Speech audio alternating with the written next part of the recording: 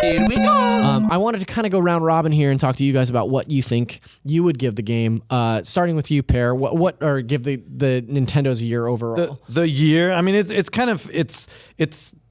I feel like it was too backloaded, right? Like I would give it an 8 and above if the love had been spread out a little bit more. If we had gotten the Pokemon remake maybe in March or April, but I felt like the big media experiences were all backloaded, and the re-releases we got were all good, but they weren't my favorite, right? Like Wind Waker as a re-release on the GameCube was so on the Wii U, was just so awesome, and I wanted something of that caliber, and so I'll give it a 7.9. 7.9, almost great, but mostly good.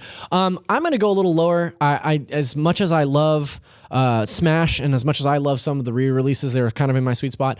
I totally agree with you that I think that it was too backloaded. I'm going to give it a 7.2. I think without the addition of Smash and without games like Captain Toad's Treasure Tracker, we would have been looking at like a 6.8 this year. For okay. Really? Even with Smash is so good. But I'm saying with Smash, it elevates that number quite a bit for me because it is so good. It is the kind of thing that you expect from a first-party Nintendo game. So I'm going to say 7.2. Brian? Yeah, I'm actually right around where you are, Zach. Okay. I came in here thinking I would give it a 9 out of 10 for just the year of Nintendo, their third parties. Obviously, I haven't really calculated in all the indies I played on Switch this year because there's just so many. So many, yeah. And realistically, I believe that they, for me personally, did most of the heavy lifting this year, especially through the first 6-7 months where we're kind of, it's a lot of like pretty goods. So I'm going to go with a 7.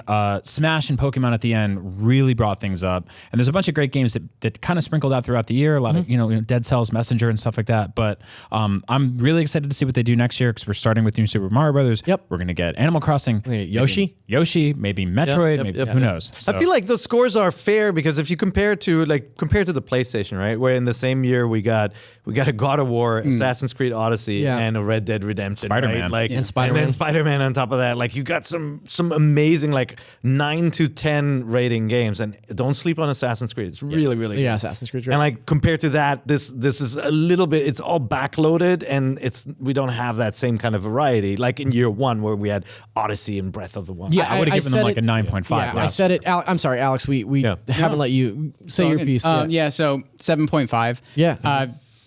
Echoing pretty much everything you guys have said. Backloaded. Smash is really the big one, right? And Pokemon is kind of like a stopgap for next year's. This year just feels a little bit like sort of like a weird in-between year stopgap because next year's loaded. We have like so many titles. We've talked about that a lot on this show about how Nintendo might have like A and B years, right? Where one year will be amazing and have all these like big releases, and then the next year might be a little less, a little lighter.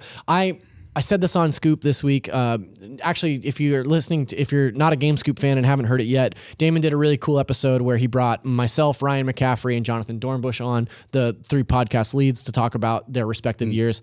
We sort of unanimously voted that the PS4 kind of won this year, which is, I don't think anybody's going to argue against that, but one of the things that I said there was that I wish that they would have held Mario Odyssey for like a February release this year and made that second year, bolstered the first quarter of the I sure liked it in the first year. Yeah, me too. It was really good. But the Switch this year was very much kind of like a love letter to families for me. Like they have so many good multiplayer games with, including Mario Tennis and Mario Party and Smash and, and even you've Kirby. got Pokemon and Kirby. And then you had Labo. Like I felt like Nintendo was the most family-friendly console, whereas like in the launch year, it was all about hardcore gamers. Yeah. Like all these like beloved franchises returning in a big way.